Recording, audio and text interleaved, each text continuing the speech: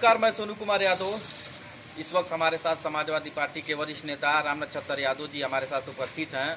हम इनसे जानने का प्रयास करेंगे कि जो महंगाई बढ़ रही है उससे ग्रामीण क्षेत्रों में कितना प्रभाव पड़ रहा है। आइए इनसे जानते हैं। आपका नाम? राम नक्षत्र यादव, पूर्व ज्येष्ठ ब्लॉक प्रमुख सरकार नगर। सर, जो महंगाई बढ़ रही है उससे आम जनता को कितना प्रभाव पड़ रहा है? आम जनता तो त्रस्त है। इस महंगाई से लोग आत्महत्या के कगार पर पहुंच गए हैं। लोगों के घरों में रोजी रोटी के लाले पड़ गए हैं। शाम को किसके घर में भोजन बन रहा है, किसके घर में भोजन नहीं बन रहा है, इसकी तहकीकात करे सरकार तो पाएगी कि हिंदुस्तान की बहुत बड़ी आबादी इस समय एक टाइम भोजन खाने के लिए मजबूर हो गई है और एक टाइम लोग वैसे ही सो जा रहे हैं। भाजपाई सरकार, भाजपाई और देश की महंगाई, ये दोनों के दोनों भाई और बहन हैं। जब सरकार भाजपाई बनेगी तो महंगाई उसके साथ चली जाती है। जब पिछली सरकारें बीजेपी की बनी है तब भी महंगाई साथ साथ थी। आज भी महंगाई चरम सीमा पर पहुंच गई है। जब 60 रुपया 40 रुपया किलो तक प्याज कभी बिक गई थी तो भाजपा के लोग हिंदुस्तान के संसद में प्याज का टुकड़ा लेकर के चले गए थे और आज हिंदुस्तान के अंदर 180 रुपए किलो तक प्याज बिकी है। इस देश का गरीब आदमी खून के आंसू रोया है।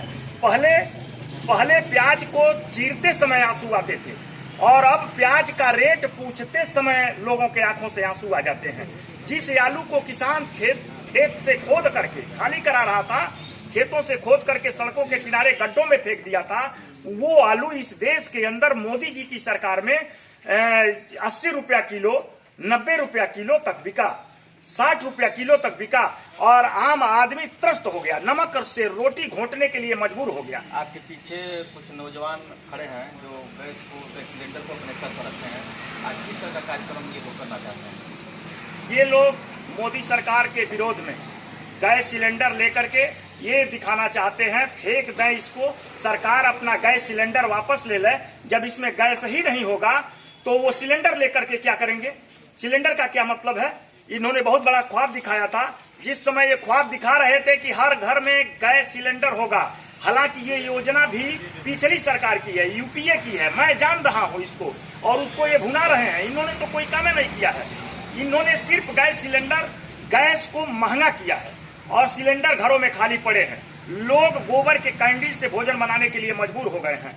लोग सरसों का टिल्ठा चूल्हों में झोंक करके खाना बना रहे हैं। ये हालात हो गई है। किसी के पास इतने पैसे नहीं रह गए हैं कि इतना महंगा गैस भराए। आखिर महंगाई पर लगाम कैसे लगेगा? महंगाई पर लगाम हिंदुस्तान के अंदर भारत की सरकार इस पर नीति बनावे महंगाई के खिलाफ कि महंगाई क्यों इतनी है। जैसे आपको एक उदाहरण दे दूं कि सरकार जानबूझ करके महंगा की है। नोटबंदी में देश की हालत जर्जर हो गई, अर्थव्यवस्था चौपट हो गई और उसी अर्थव्यवस्था को कवर करने के लिए जो मोदी सरकार की गलतियों से हुई थी, उसी अर्थव्यवस्था को कवर करने के लिए ये लोग महंगाई बढ़ाए हुए हैं, फिर भी असफल हैं। आज हिंदुस्तान के अंदर डीजल और पेट्रोल का दाम बता रहा हूं कि 27 रुपया लीटर पेट्रोल या डीजल हमसे खरीदता है नेपाल। 27 से 28 रुपया लीटर तेल नेपाल हमसे खरीदता है और हम सारा बंदरगाह का खर्च लेकर के उसको देते हैं, भारत सरकार देती है। और वो अपने देश के अंदर 54 रुपया से लेकर के 65 रुपया हम ही से खरीद करके 54 से लेकर के 65 रुपए पर डीजल और पेट्रोल बेच रहा है नेपाल के अंदर। भारत के सरहदी इलाकों में जाकर के देखिए तो लोग भाग भाग करके गाड़ियां नेपाल में फुल करा रहे हैं और इंडिया में चल रहे हैं। ये हालत हो गई है। तो आखिर सरकार क्या कर रही है? सरकार इतना टैक्स क्यों बढ़ाई है? सरकार अपना टैक्स कम करे, सब्सिडी बढ़ाए ताकि लोगों को महंगाई से राहत मिले। सरकार की अर्थनीति बिल्कुल गलत है। महंगाई पर वो कुछ सोच ही नहीं रही है। महंगाई के मार से कितने लोग मारे जा रहे हैं इस पर सरकार को कोई लेना देना नहीं है। सरकार सिर्फ हिंदू मुसलमान, मंदिर मस्जिद गिरजाघर गुरुद्वारा, शमशान और रमजान में देश की जनता को भुलवा करके और भावुक कर रही है, भावनाओं में बहा रही है और मुद्दों से, महंगाई के मुद्दों से लोगों का ध्यान भटका रही है कि हम मंदिर बनवाएंगे तो हम मस्जिद बनवाएंगे तो हम ये करेंगे वो करेंगे। ये सब का सब ड्रामा है। सरकार कहती है युवा देश के भविष्य है। आज यही युवा बेरोजगार हैं और इधर उधर भटक रहे हैं। सरकार इनके बारे में नहीं सोच रही। समझ में क्या कहना है?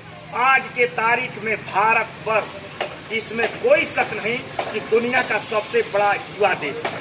आज संसार इस बात की उपाधि दे रहा है भारत को कि संसार में युवा देशों की श्रेणी में अगर कोई राष्ट्र है तो वो है भारतवर्ष। युवा देश कहा जा रहा है इसलिए कि 60 से 70% लगभग 18 वर्ष से 28 वर्ष के नौजवानों की उम्र अगर दुनिया के किसी देश में आज है तो वो भारत में है। इतनी बड़ी ऊर्जा, इतनी बड़ी ताकत हमारे देश के अंदर है, लेकिन आज क्या है, अशिक्षा बढ़ रही है। उन युवाओं को पढ़ने के लिए स्कूल नहीं है, विज्ञान और टेक्नोलॉजी पर शोध करने के लिए व्यवस्थाएं नहीं है, तो हम इतनी बड़ी युवा आबादी लेकर के क्या करेंगे। हमसे ज्यादा हम 137 करोड़ हैं और इतने परसेंट युवा हमारे देश में रहते हैं, लेकिन 10% लड़के भी शोध में नहीं है, ग्रेजुएट नहीं है। तो इसका मतलब क्या है, ये युवाओं की ऊर्जा वैसे ही व्यर्थ चली जाएगी, बेकार चली जाएगी, सड़क पर नष्ट हो जाएगी। इसलिए सरकार संसाधन दे पढ़ने का, लिखने का और नौकरी का, ताकि युवा उसमें नौकरी करें और नौकरी करके देश को आगे बढ़ाने का काम करें।